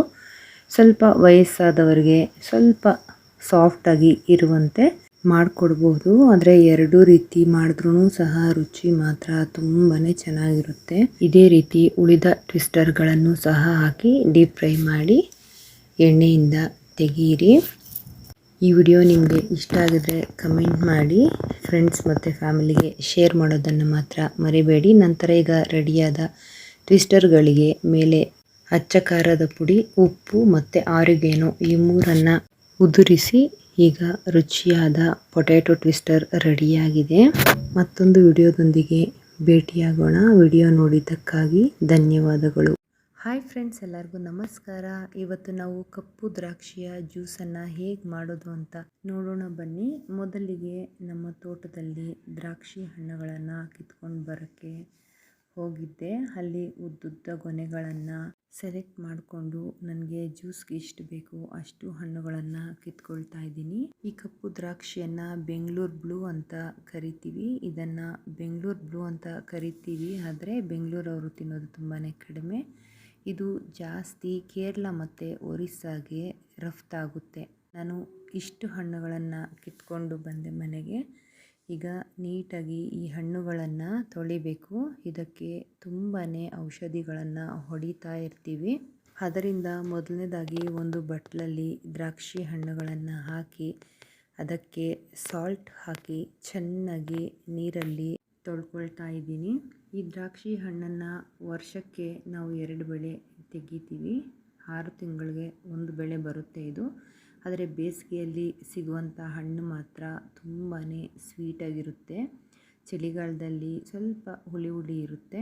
ಈ ಕಪ್ಪು ದ್ರಾಕ್ಷಿಯಲ್ಲಿ ಆನುವಂಶಿಕ ಲಕ್ಷಣಗಳನ್ನೇ ಬದಲಿಸಬಲ್ಲ ಗುಣಗಳನ್ನು ಹೊಂದಿದೆ ಹಾಗೂ ಆ್ಯಂಟಿ ಆಕ್ಸಿಡೆಂಟ್ಗಳ ಗುಣಗಳು ಇರೋದ್ರಿಂದ ಸ್ತನ ಕ್ಯಾನ್ಸರ್ ಮತ್ತು ಎಲ್ಲ ರೀತಿಯ ಕ್ಯಾನ್ಸರ್ಗಳನ್ನು ಬಹು ಪರಿಣಾಮಕಾರಿಯಾಗಿ ಎದುರಿಸುತ್ತದೆ. ರೆಸ್ವರಾಟ್ರೋಲ್ ಕಪ್ಪು ದ್ರಾಕ್ಷಿಯಲ್ಲಿ ಕಂಡುಬರುವ ಪೋಷಕಾಂಶವಾಗಿದ್ದು ಕ್ಯಾನ್ಸರ್ ಕೋಶಗಳನ್ನು ನಾಶಪಡಿಸುವ ಸಾಮರ್ಥ್ಯವನ್ನು ಈ ದ್ರಾಕ್ಷಿ ಹೊಂದಿದೆ. ಉಪ್ಪನ್ನು ಹಾಕಿ ತೊಳೆದಂಥ ಈ ದ್ರಾಕ್ಷಿಗಳನ್ನು ಒಂದು ತಟ್ಟೆಗೆ ಹಾಕಿ ಎಲ್ಲ ಕೊನೆಗಳಿಂದ ದ್ರಾಕ್ಷಿಗಳನ್ನು ಬಿಡಿಸ್ಕೊಳ್ತಾ ಇದ್ದೀನಿ. ನಿದ್ರಾಹೀನತೆಯಿಂದ ಯಾರು ಬಳಲ್ತಾ ಇರ್ತಾರೋ ಅಂಥವ್ರಿಗೆ ಈ ಕಪ್ಪು ದ್ರಾಕ್ಷಿ ರಾಮಬಾಣ ಅಂತಲೇ ಹೇಳ್ಬೋದು. ಕಪ್ಪು ದ್ರಾಕ್ಷಿಯು ಸ್ವಲ್ಪ ಹುಳಿಯಾಗಿ ಸಿಹಿಯಾದ ಅಂಶವನ್ನು ಸಹ ಹೊಂದಿರುತ್ತೆ. ಈ ಹಣ್ಣು ಹೆಚ್ಚು ಪೋಷಕಾಂಶಗಳು ಮತ್ತು ಆ್ಯಂಟಿ ಆಕ್ಸಿಡೆಂಟ್ಗಳನ್ನು ಹೊಂದಿದ್ದು ಆರೋಗ್ಯಕರವಾದ ಹಣ್ಣುಗಳು ಅಂತಲೇ ಹೇಳ್ಬೋದು.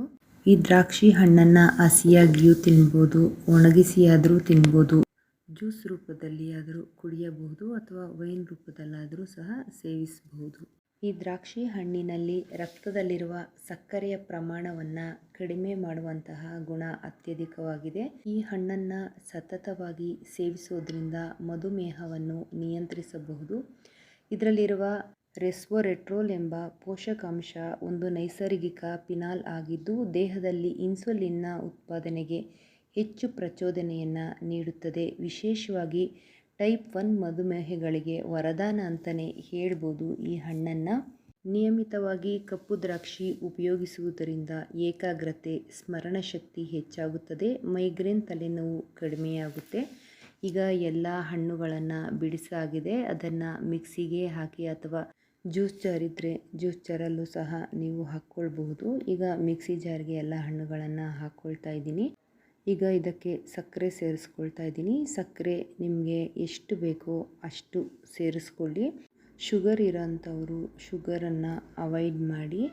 ಜೊತೆಗೆ ಅರ್ಧ ಚಮಚ ಕರಿಮೆಣಸಿನ ಪುಡಿ ಮತ್ತು ಅರ್ಧ ಚಮಚ ಉಪ್ಪಿನ ಪುಡಿ ಹಾಕ್ಕೊಳ್ತಾ ಇದ್ದೀನಿ. ಇವೆರಡು ಹಾಕ್ಕೊಳ್ಳೋದ್ರಿಂದ ರುಚಿ ತುಂಬಾ ಹೆಚ್ಚಾಗಿರುತ್ತೆ. ನಂತರ ಇದಕ್ಕೆ ಸ್ವಲ್ಪನೇ ನೀರು ಹಾಕ್ಕೊಂಡು ನುಣ್ಣಗೆ ರುಬ್ಕೊಳ್ತಾ ಇದ್ದೀನಿ. ಜ್ಯೂಸ್ ರುಬ್ಕೊಂಡ್ಮೇಲೆ ಈ ರೀತಿ ರೆಡಿಯಾಗಿದೆ ನೋಡಿ. ಈಗ ಈ ಜ್ಯೂಸನ್ನು ದಪ್ಪ ಕಣ್ಣಿನ ಜಾಲರೆಯಲ್ಲಿ ಸೋಸ್ಕೊಳ್ತಾ ಇದ್ದೀನಿ. ಈ ಕಪ್ಪು ದ್ರಾಕ್ಷಿ ಒಟ್ಟಾರೆಯಾಗಿ ಹೇಳಬೇಕು ಅಂದರೆ ಮೆದುಳಿನ ರಕ್ಷಕನಾಗಿ ಕಾರ್ಯನಿರ್ವಹಿಸುತ್ತೆ. ಈ ಹಣ್ಣನ್ನು ಸತತವಾಗಿ ಸೇವನೆ ಮಾಡೋದ್ರಿಂದ ಹೃದಯಕ್ಕೂ ಸಹ ತುಂಬಾ ಒಳ್ಳೆಯದು. ಈ ಹಣ್ಣಲ್ಲಿ ಇರತಕ್ಕಂಥ ಫೈಟೋಕೆಮಿಕಲ್ಗಳು ಹೃದಯದ ಮೇಲೆ ಉಂಟಾಗುವ ಹಾನಿಯನ್ನು ತಡೆದು ಹೃದಯ ಸ್ನಾಯುಗಳನ್ನು ಬಲಪಡಿಸುವುದರಲ್ಲಿ ನೆರವಾಗುತ್ತದೆ ಮತ್ತು ದೇಹದಲ್ಲಿ ಕೊಲೆಸ್ಟ್ರಾಲ್ ಮಟ್ಟವನ್ನು ಕೂಡ ತುಂಬಾ ಕಡಿಮೆ ಮಾಡುತ್ತೆ. ಈ ದ್ರಾಕ್ಷಿಯಲ್ಲಿ ಲ್ಯಾಟಿನ್ ಜಿಯೋಕಾಸ್ತಿನ್ ಎಂಬ ಪೋಷಕಾಂಶಗಳು ಇರೋದ್ರಿಂದ ಕಣ್ಣಿನ ರಕ್ಷಣೆಗೂ ಕೂಡ ತುಂಬಾ ಒಳ್ಳೆಯದು. ಈಗ ಜ್ಯೂಸ್ ರೆಡಿಯಾಗಿದೆ. ಸೋಸಿಕೊಂಡ ಜ್ಯೂಸ್ಗೆ ಇನ್ನೂ ನೀರು ಬೇಕು ಅಂದರೆ ನಿಮಗೆ ಅಗತ್ಯ ಇದ್ದರೆ ಸೇರಿಸ್ಕೊಳ್ಳಿ. ನಾನಿಲ್ಲಿ ಸ್ವಲ್ಪ ನೀರು ಹಾಕಿ ಸೇರಿಸ್ಕೊಳ್ತಾ ಇದ್ದೀನಿ. ನಂತರ ಇದನ್ನು ಚೆನ್ನಾಗಿ ಮಿಶ್ರಣ ಮಾಡ್ಕೊಳ್ತಾ ಇದ್ದೀನಿ. ನಂತರ ಒಂದು ತಟ್ಟೆಗೆ ಅರ್ಧ ಚಮಚ ಚಾಟ್ ಮಸಾಲ, ಅರ್ಧ ಚಮಚ ಉಪ್ಪನ್ನು ಹಾಕಿ ನೀಟಾಗಿ ಮಿಕ್ಸ್ ಮಾಡಿ. ಇದು ಒಂದು ಕ್ಲಿಪ್ ಮಿಸ್ ಆಗಿದೆ. ಗ್ಲಾಸ್ಗಳನ್ನು ಬೋರ್ಲಾಕಿ ಸುತ್ತು ಬರೋ ಥರ ಪ್ರೆಸ್ ಮಾಡಿಕೊಂಡೆ. ನೋಡಿ, ಗ್ಲಾಸ್ಗೆ ಈ ರೀತಿ ಕಾಣಿಸುತ್ತೆ ಸುತ್ತನೂ.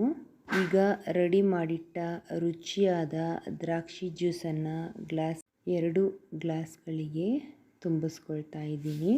ಈಗ ರುಚಿಯಾದ ಹುಳಿಯಾದ ಸಿಹಿಯಾದ ದ್ರಾಕ್ಷಿ ಜ್ಯೂಸ್ ರೆಡಿಯಾಗಿದೆ. ಸವಿಯಲು ಸಿದ್ಧವಾಗಿದೆ. ನಾನು ಈ ಜ್ಯೂಸ್ಗೆ ಸ್ಟ್ರಾ ಹಾಕಿ ಮೇಲೆ ಮಿಂಟ್ ಲೀಫನ್ನು ಡೆಕೋರೇಟಾಗಿ ಮಾಡಿ ಸರ್ವ್ ಮಾಡ್ಕೊಳ್ತಾ ಇದ್ದೀನಿ. ಇದು ನಮ್ಮ ತೋಟದ ವಿಡಿಯೋ. ತೋಟದಲ್ಲಿ ಹಣ್ಣು ಕೀಳಕ್ಕೆ ಬಂದಿದ್ದರು, ಹೆಣ್ಮಕ್ಳೆಲ್ಲ ಬಂದಿದ್ದರು.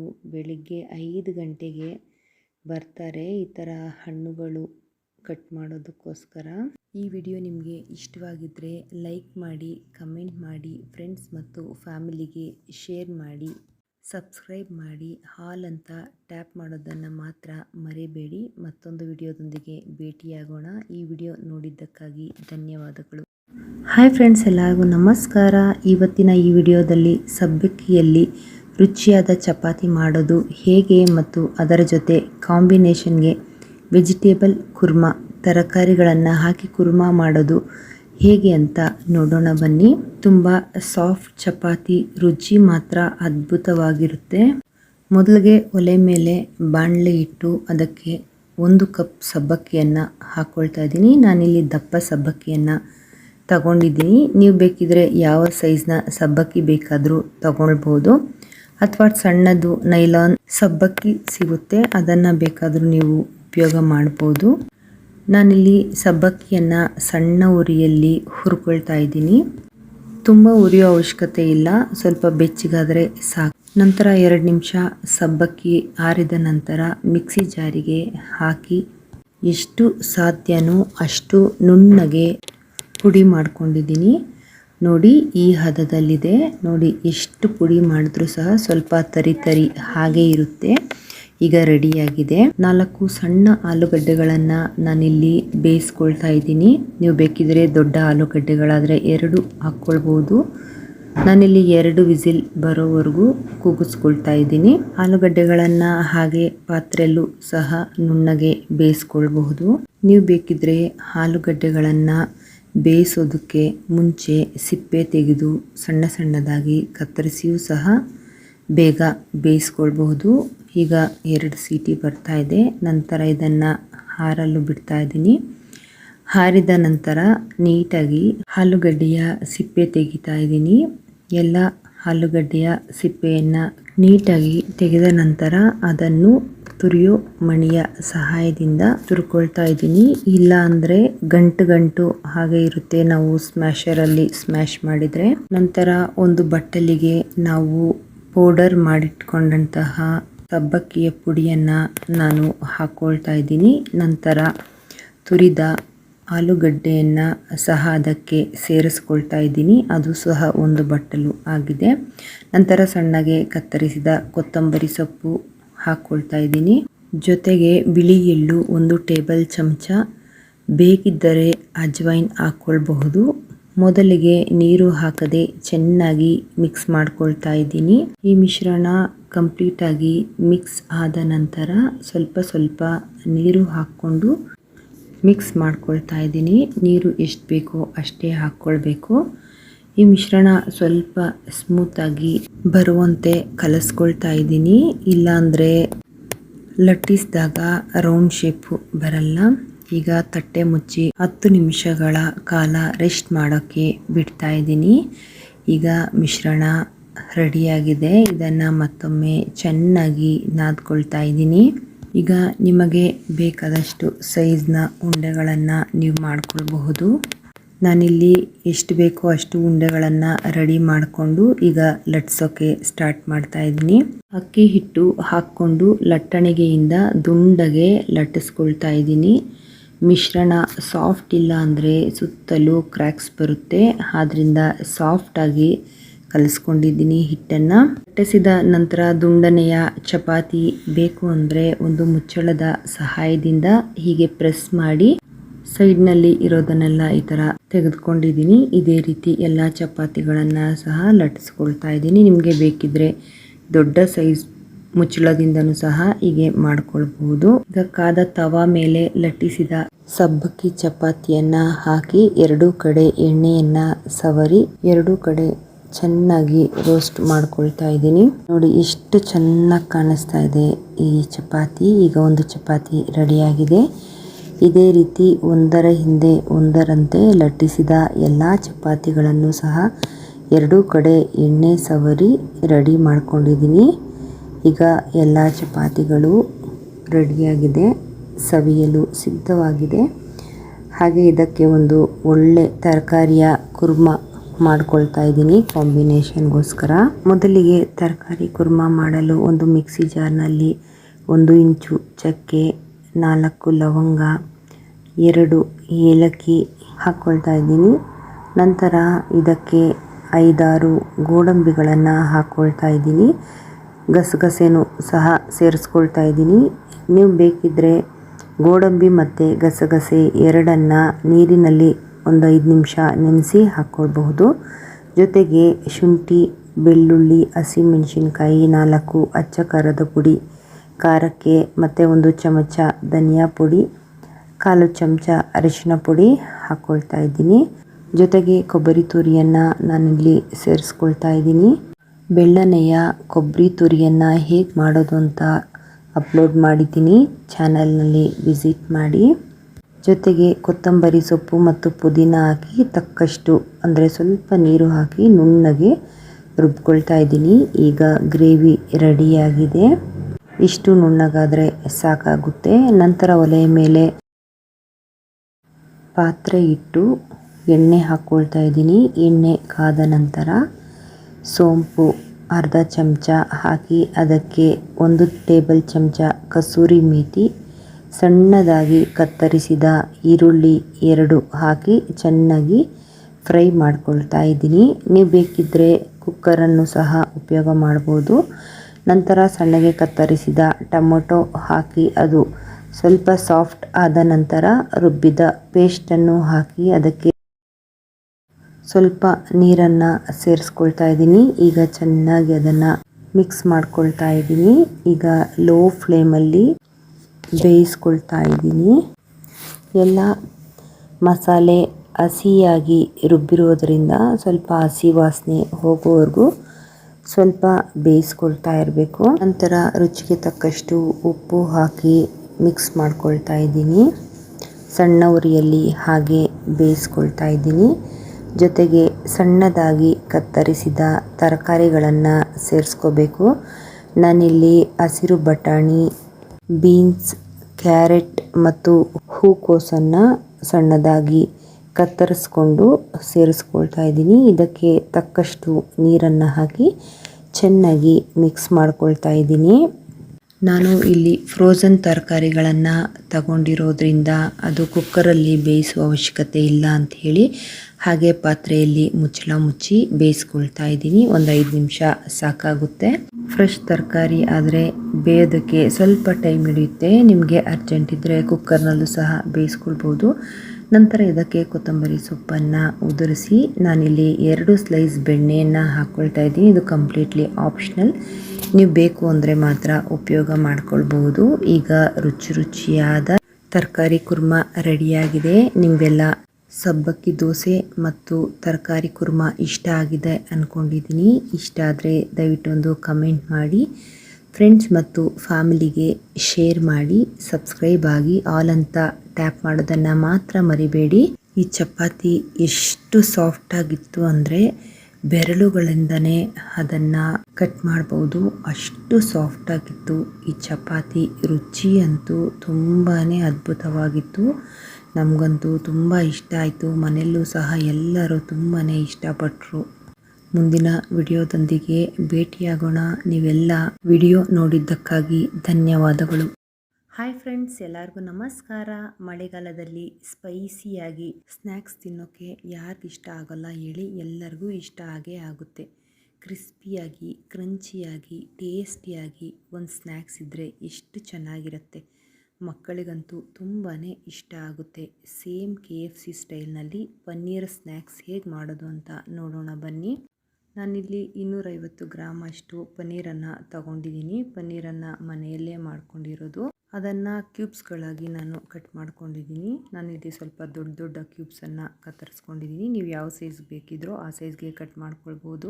ಈಗ ಕತ್ತರಿಸಿದ ಪನ್ನೀರನ್ನು ಒಂದು ಮಿಕ್ಸಿಂಗ್ ಬೌಲ್ಗೆ ಹಾಕ್ಕೊಳ್ತಾ ಇದ್ದೀನಿ. ಅದಕ್ಕೆ ಅರ್ಧ ಚಮಚ ಅರಿಶಿಣ, ಅರ್ಧ ಟೀ ಚಮಚ ಅಚ್ಚ ಖಾರದ ಪುಡಿ, ಅರ್ಧ ಟೀ ಚಮಚ ಕಾಳು ಮೆಣಸಿನ ಪುಡಿ, ರುಚಿಗೆ ತಕ್ಕಷ್ಟು ಉಪ್ಪು, 1 ಟೀ ಚಮಚ ಕಸೂರಿ ಮೇಥಿ ಹಾಕಿ ಚೆನ್ನಾಗಿ ಮಿಕ್ಸ್ ಮಾಡ್ಕೊಳ್ತಾ ಇದ್ದೀನಿ. ಈ ಮಿಶ್ರಣವನ್ನು ಕನಿಷ್ಠ ಅಂದರೆ 20 ನಿಮಿಷ ಆದರೂ ರೆಸ್ಟ್ ಮಾಡೋಕ್ಕೆ ಬಿಡಬೇಕು. ನಾವು ಈ ಪನ್ನೀರನ್ನು ಮ್ಯಾರಿನೇಟ್ ಮಾಡದೆ ಹಾಗೆ ತಕ್ಷಣಕ್ಕೆ ಮಾಡಿಕೊಂಡ್ರೆ ತುಂಬಾ ಸಪ್ಪೆ ಸಪ್ಪೆಯಾಗಿ ಅನಿಸುತ್ತೆ.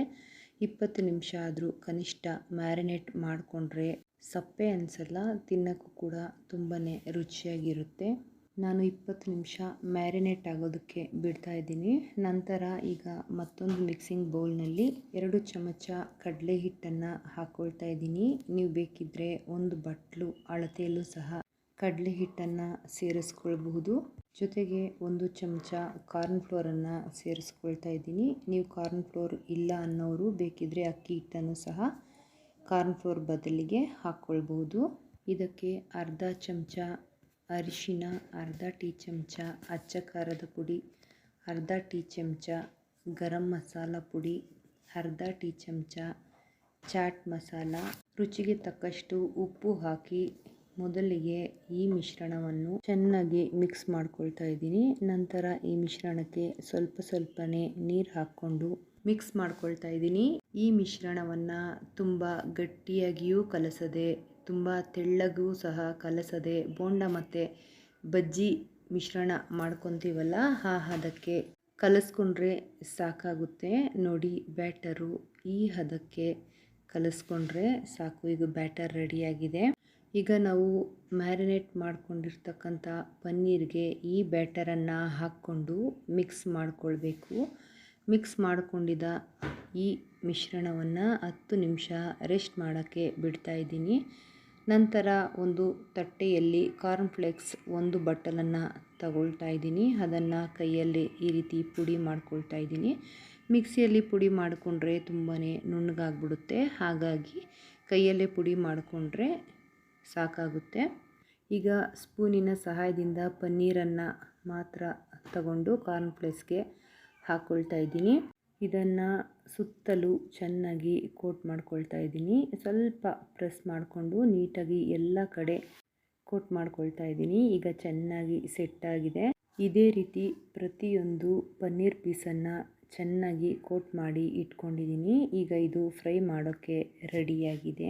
ನೀವು ಬೇಕಿದ್ರೆ ಕಾರ್ನ್ಫ್ಲೇಕ್ಸ್ ಬದಲಿಗೆ ಬ್ರೆಡ್ಡನ್ನು ಚೆನ್ನಾಗಿ ಮಿಕ್ಸಿಯಲ್ಲಿ ಪುಡಿ ಮಾಡಿ ಅದನ್ನು ಸಹ ಕೋಟಿಂಗ್ ಆಗಿ ಉಪಯೋಗ ಮಾಡ್ಕೊಳ್ಬೋದು. ನಾನಿಲ್ಲಿ ಎಣ್ಣೆ ಕಾಯೋಕ್ಕೆ ಇಟ್ಕೊಳ್ತಾ ಇದ್ದೀನಿ.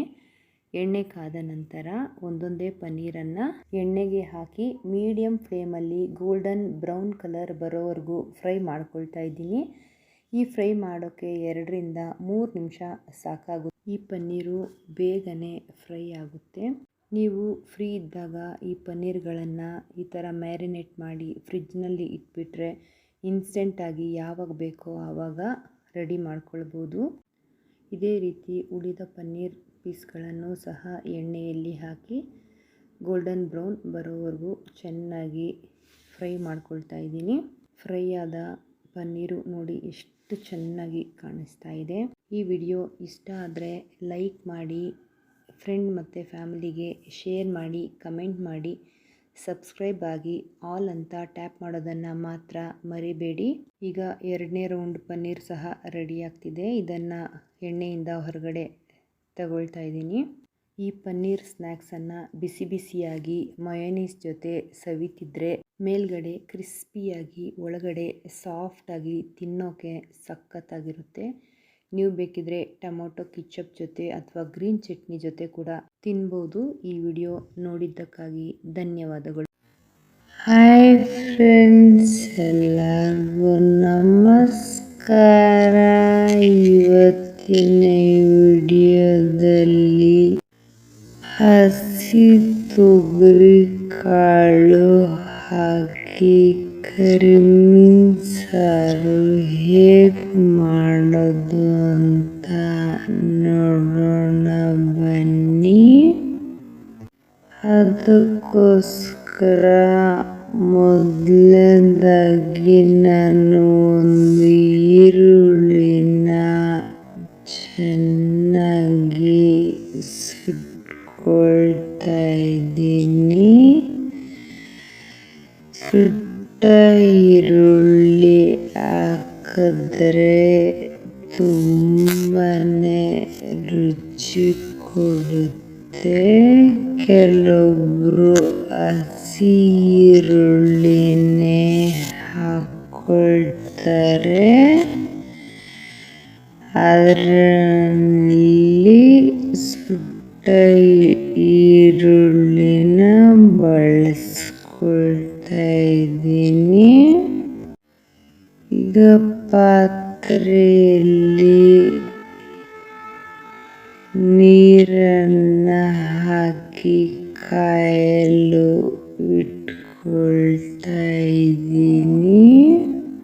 ಹಾಗೆ ಸ್ವಲ್ಪ ಕಾದ ನೀರನ್ನು ತೆಗೆದುಕೊಂಡು ಹುಣಸೆ ಹಣ್ಣನ್ನು ನೆನೆಸ್ಕೊಳ್ತಾ ಇದ್ದೀನಿ. ಹುಣಸೆ ಹಣ್ಣನ್ನು ನೀವು ಹುಳಿಗೆ ಎಷ್ಟು ಬೇಕೋ ಅಷ್ಟೇ ಹಾಕ್ಕೊಳ್ಬೋದು. ಕೆಲವೊಬ್ಬರು ಹುಣಸೆ ಹುಳಿ ಇಷ್ಟಪಡಲ್ಲ. ಹಾಗಾಗಿ ನಂತರ ಕಾದ ನೀರಿಗೆ ಹಸಿ ತೊಗರಿ ಕಾಳನ್ನು ಹಾಕ್ಕೊಂಡು ಬೇಯಕ್ಕೆ ಬಿಡ್ತಾ ಇದ್ದೀನಿ. ಈಗ ಒಂದು ದೊಡ್ಡ ಆಲೂಗಡ್ಡೆನ ಸಣ್ಣದಾಗಿ ಕತ್ತರಿಸ್ಕೊಂಡು ಚೆನ್ನಾಗಿ ತೊಳೆದು ಬೇಯ್ತಾ ಇರೋ ತೊಗರಿ ಕಾಳು ಜೊತೆ ಹಾಕ್ಕೊಳ್ತಾ ಇದ್ದೀನಿ. ಇದನ್ನು ಹಸಿ ತೊಗರಿ ಕಾಳಿನ ಜೊತೆ ಕರಿಮೀನು ಸಾರನ್ನು ಮಾಡ್ಕೊಳ್ಬೋದು. ಅಲಸಂದೆ ಕಾಳಿನ ಜೊತೆ ಮಾಡ್ಕೊಳ್ಬೋದು. ಹಸಿ ಅವರೆಕಾಳು ಹಾಕಿ ಕೂಡ ಈ ಕರಿಮೀನ್ ಸಾರನ್ನ ಮಾಡ್ಕೊಳ್ಬೋದು. ಹಾಗೆ ಒಣ ಬಟಾಣಿ, ಒಣ ಕಡಲೆಕಾಳು, ಒಣ ಅವರೆಕಾಳು ಸಹ ಹುರ್ಕೊಂಡಾದ್ರೂ ಈ ಕರಿಮೀನ್ ಸಾರನ್ನ ಮಾಡ್ಕೊಳ್ಬೋದು. ಅಥವಾ ನೀರಲ್ಲಿ ನೆನೆಸಿ ಕುಕ್ಕರ್ನಲ್ಲಿ ತರಕಾರಿ ಜೊತೆ ಬೇಯಿಸ್ಬಿಟ್ಟಾದ್ರೂ ಈ ಕರಿಮೀನ್ ಸಾರನ್ನ ಮಾಡ್ಕೊಳ್ಬೋದು. ಈಗ ಸುಟ್ಟಿರೋ ಈರುಳ್ಳಿನ ಒಂದೆರಡು ಸರಿ ಚೆನ್ನಾಗಿ ತೊಳ್ಕೊಳ್ತಾ ಇದ್ದೀನಿ. ನೀಟಾಗಿ ಕಪ್ಪೆಲ್ಲ ಹೋಗಬೇಕು. ನಂತರ ಮಿಕ್ಸಿ ಜಾರಿಗೆ ಸುಟ್ಟು ಚೆನ್ನಾಗಿ ತೊಳ್ಕೊಂಡಿರೋ ಈರುಳ್ಳಿನ ಹಾಕ್ಕೊಳ್ತಾ ಇದ್ದೀನಿ. ಮತ್ತೆ ನೀರಲ್ಲಿ ನೆನೆಸಿಟ್ಕೊಂಡಿರ್ತಕ್ಕಂಥ ನಿಂಬೆ ಗಾತ್ರದ ಹುಣಸೆ ಹಣ್ಣನ್ನ ಹಾಕ್ಕೊಳ್ತಾ ಇದ್ದೀನಿ. ಒಂದು 1/4 ಚಮಚ ಜೀರಿಗೆ ಹಾಕ್ಕೊಳ್ತಾ ಇದ್ದೀನಿ. ಜೊತೆಗೆ ಚಿಟಿಕೆ ಅರಿಶಿನ ಹಾಕ್ಕೊಳ್ತಾ ಇದ್ದೀನಿ. ಜೊತೆಗೆ ಧನಿಯಾ ಪುಡಿ ಹಾಕ್ಕೊಳ್ತಾ ಇದ್ದೀನಿ. ಈ ಸಾರಿಗೆ ಹುಳಿಗೆ ರುಚಿ ಕೊಡುವಂಥದ್ದು ಸಾಂಬಾರ್ ಪುಡಿ. ಈಗ ಸಾಂಬಾರ್ ಪುಡಿನ ಖಾರಕ್ಕೆ ತಕ್ಕಂತೆ 1.5 ಚಮಚ ಹಾಕ್ಕೊಳ್ತಿದ್ದೀನಿ. ನೀವು ಕಡಿಮೆ ಖಾರ ಬೇಕು ಅಂದರೆ ಕಡಿಮೆ ಹಾಕ್ಕೊಳ್ಳಿ. ಜಾಸ್ತಿ ಖಾರ ಬೇಕು ಅಂದರೆ ಜಾಸ್ತಿ ಹಾಕ್ಕೊಳ್ಳಿ. ಅದಕ್ಕೆ ತುರಿದ ಕೊಬ್ಬರಿ ತುರಿನ ಹಾಕ್ಕೊಳ್ತಾ ಇದ್ದೀನಿ.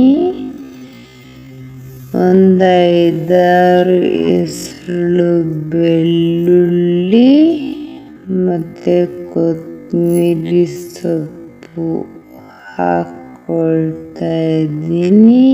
ಈಗ ಬೆಂದ ಕಾಳುಗಳನ್ನು ಸ್ವಲ್ಪ ಸೇರಿಸ್ಕೊಳ್ತಾ ಇದ್ದೀನಿ. ಸ್ವಲ್ಪ ನೀರು ಹಾಕಿ ನುಣ್ಣಗೆ ರುಬ್ಕೊಳ್ತಾ ಇದ್ದೀನಿ. ನೋಡಿ, ರುಬ್ಬಿದ ಪೇಸ್ಟು ಈ ಹದಕ್ಕೆ ರೆಡಿಯಾಗಿದೆ. ಈ ಕರಿಮೀನ್ ಸಾರಿಗೆ ಮೇಯ್ನಾಗಿ 2 ತರಕಾರಿ ಹಾಕಿದ್ರೇ ತುಂಬ ರುಚಿ ಬರುತ್ತೆ. ಅದು ಆಲೂಗಡ್ಡೆ ಮತ್ತು ಬದನೆಕಾಯಿ.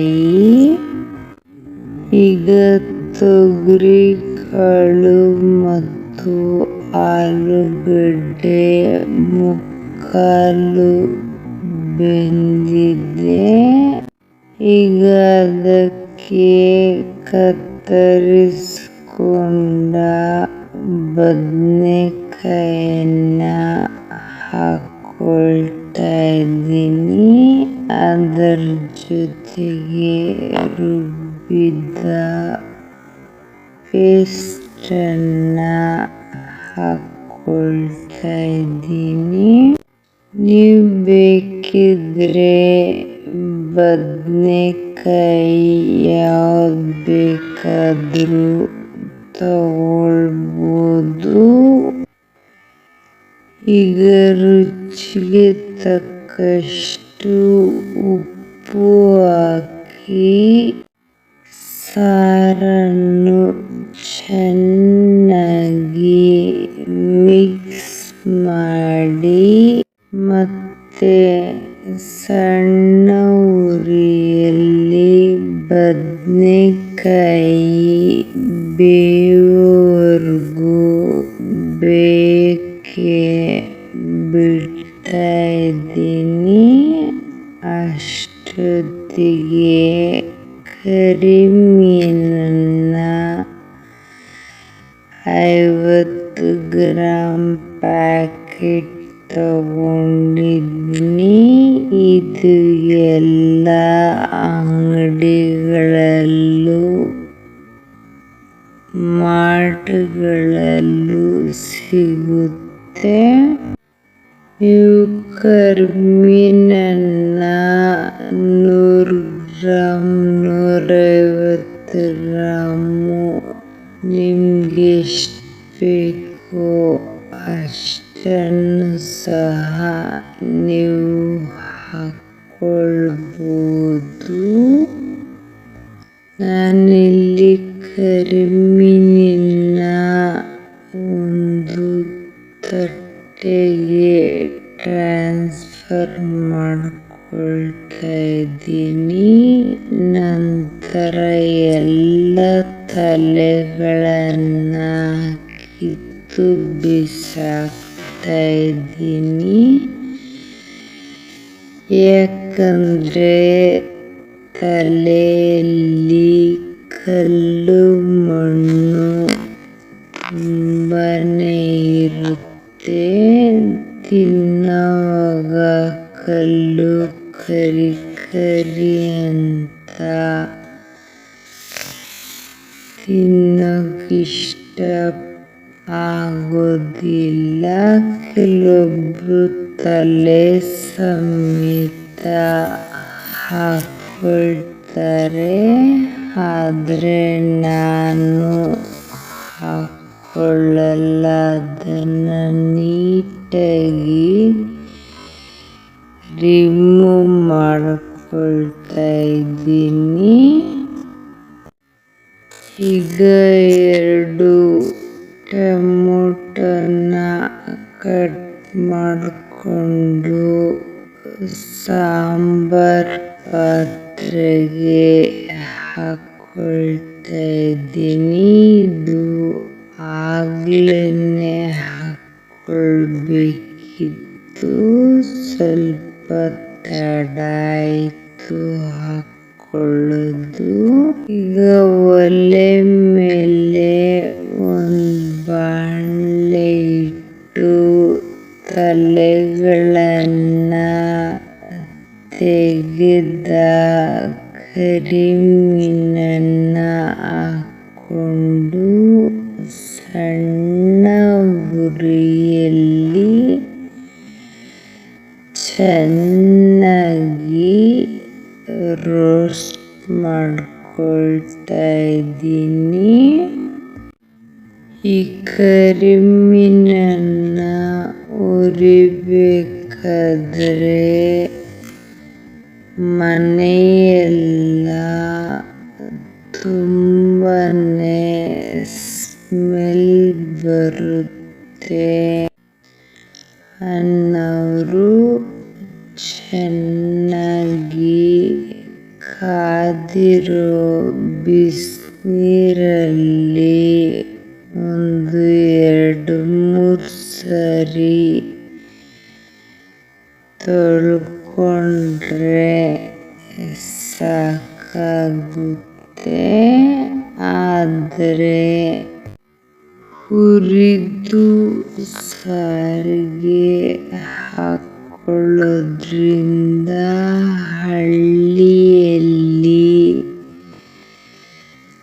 ಅಜ್ಜಿ ಮತ್ತೆ ಅಮ್ಮ ಮಾಡುತ್ತಿದ್ದ ಕರಿಮೀನ ಸಾರು ನೆನಪಾಗುತ್ತೆ. ಸೇಮ್ ಅದೇ ರೀತಿ ಸಾರಿರುತ್ತೆ. ಮನೆ ಒಳಗೆ ಹುರಿದ್ರೆ ಸ್ಮೆಲ್ ಬರುತ್ತೆ ಅನ್ನೋರು ಮನೆ ಹೊರಗಡೆ ಜಾಗ ಇದ್ರೆ ಅಲ್ಲೂ ಕೂಡ ಹುರ್ಕೊಳ್ಬೋದು. ಈಗ ಮೀನನ್ನ ಹುರಿದಾಗಿದೆ, ಹೊಗೆ ಬರ್ತಾ ಇದೆ ನೋಡಿ. ಈಗ ಒಲೆನ ಆರಿಸ್ಬಿಟ್ಟು ಅದಕ್ಕೆ ತಣ್ಣೀರನ್ನ ಹಾಕ್ಕೊಳ್ತಾ ಇದ್ದೀನಿ. ಆಗ ಆ ನೀರು ಸಹ ಬಿಸಿಯಾಗುತ್ತೆ. ಬಿಸಿ ನೀರಲ್ಲಿ 1-2 ನಿಮಿಷ ಮೀನನ್ನ ನೆನೆಸಿ ಚೆನ್ನಾಗಿ 3 ಬಾರಿಯಾದರೂ ನೀರನ್ನ ಬದಲಾಯಿಸ್ಕೊಂಡು ತೊಳ್ಕೊಬೇಕಾಗುತ್ತೆ. ನೋಡಿ, ಈ ರೀತಿ ವೈಟ್ಗಾಗಿದೆ. ಈಗ ಸಾರು ಬೆಂದಿದೆ. ಈಗ ಇದಕ್ಕೆ ಒಗ್ಗರಣೆ ಮಾಡ್ಕೊಳ್ಳೋಣ. ಒಲೆ ಮೇಲೆ ಬಾಣಲೆ ಇಟ್ಟು ಅದಕ್ಕೆ 1-2 ಟೇಬಲ್ ಚಮಚ ಎಣ್ಣೆ ಹಾಕ್ಕೊಳ್ತಾ ಇದ್ದೀನಿ. ಜೊತೆಗೆ ಸಾಸಿವೆ, ಈರುಳ್ಳಿ, ಕರಿಬೇವಿನ ಜೊತೆ ಚೆನ್ನಾಗಿ ಫ್ರೈ ಮಾಡ್ಕೊಳ್ತಾ ಇದ್ದೀನಿ. ಫ್ರೈ ಮಾಡ್ಕೊಂಡ ಒಗ್ಗರಣೆನ ಸಾರಿಗೆ ಹಾಕಿ ಚೆನ್ನಾಗಿ ಮಿಕ್ಸ್ ಮಾಡಿಕೊಂಡು 1-2 ನಿಮಿಷ ಸಣ್ಣ ಉರಿಯಲ್ಲಿ ಸಾರು ಕಾದ ನಂತರ ಕೆಲವೊಬ್ಬರು ಕರಿಮೀನ್ ಸಾರು ಮಾಡಿದ್ರೆ ತಿನ್ನಲ್ಲ ಮನೆಯಲ್ಲಿ. ಹಾಗಾಗಿ ನಾನು ಸ್ವಲ್ಪ ಸಾರನ್ನ ಮಕ್ಕಳಿಗೋಸ್ಕರ ತೆಗೆದಿಡ್ತಾ ಇದ್ದೀನಿ. ನೀವು ಕೂಡ ಈ ರೀತಿ ಸಾರು ಮಾಡಬೇಕಾದ್ರೆ ನಿಮ್ಮ ಮನೆಯಲ್ಲಿ ಮಕ್ಕಳು ಅಥವಾ ಯಾರಾದರೂ ತಿನ್ನಲ್ಲ ಕರಿಮೀನ್ ಸಾರು ಅಂದಾಗ ಈ ಥರ ಹುಳಿ ಸಾಂಬಾರನ್ನ ಎತ್ತಿ ಸೈಡಿಗೆ ಇಟ್ಬಿಟ್ಟು ಮಿಕ್ಕಿದ್ದಕ್ಕೆ ಹುರಿದ ಕರಿಮೀನನ್ನ ಹಾಕಿ 2-3 ನಿಮಿಷದಲ್ಲೇ ತುಂಬ ರುಚಿಯಾಗಿ ಬೇಯುತ್ತೆ. ಕರಿಮೀನು ಹಾಕಿದ್ಮೇಲೆ ಜಾಸ್ತಿ ಹೊತ್ತು ಬೇಯಿಸೋ ಅವಶ್ಯಕತೆ ಇರೋದಿಲ್ಲ. ಈಗ ರುಚಿಯಾದ ಕರಿಮೀನು ಸಾಂಬಾರ್ ಅಥವಾ ಕರಿಮೀನು ಹುಳಿ ರೆಡಿಯಾಗಿದೆ. ಈಗ ಇದಕ್ಕೆ ಸಣ್ಣಗೆ ಕತ್ತರಿಸಿದ ಕೊತ್ತಂಬರಿ ಸೊಪ್ಪನ್ನು ಉದುರಿಸ್ಕೊಳ್ತಾ ಇದ್ದೀನಿ. ಈ ಕರಿಮೀನು ಹುಳಿ ಮುದ್ದೆ ಜೊತೆ, ಅನ್ನ ಜೊತೆ ಒಳ್ಳೆಯ ಕಾಂಬಿನೇಷನ್. ತುಂಬಾನೇ ಚೆನ್ನಾಗಿತ್ತು. ಈ ವಿಡಿಯೋ ನಿಮಗೆ ಇಷ್ಟ ಆದರೆ ಲೈಕ್ ಮಾಡಿ, ಕಮೆಂಟ್ ಮಾಡಿ, ಫ್ಯಾಮಿಲಿ ಮತ್ತು ಫ್ರೆಂಡ್ಸ್ಗೆ ಶೇರ್ ಮಾಡಿ. ನನ್ನ ಚಾನಲ್ನ ಸಬ್ಸ್ಕ್ರೈಬ್ ಮಾಡಿ. ಆಲ್ ಅಂತ ಟ್ಯಾಪ್ ಮಾಡೋದನ್ನು ಮಾತ್ರ ಮರಿಬೇಡಿ. ಮತ್ತೊಂದು ವಿಡಿಯೋದೊಂದಿಗೆ ಭೇಟಿಯಾಗೋಣ. ಇಷ್ಟೊತ್ತು ವಿಡಿಯೋ ನೋಡಿದ್ದಕ್ಕಾಗಿ ಧನ್ಯವಾದಗಳು.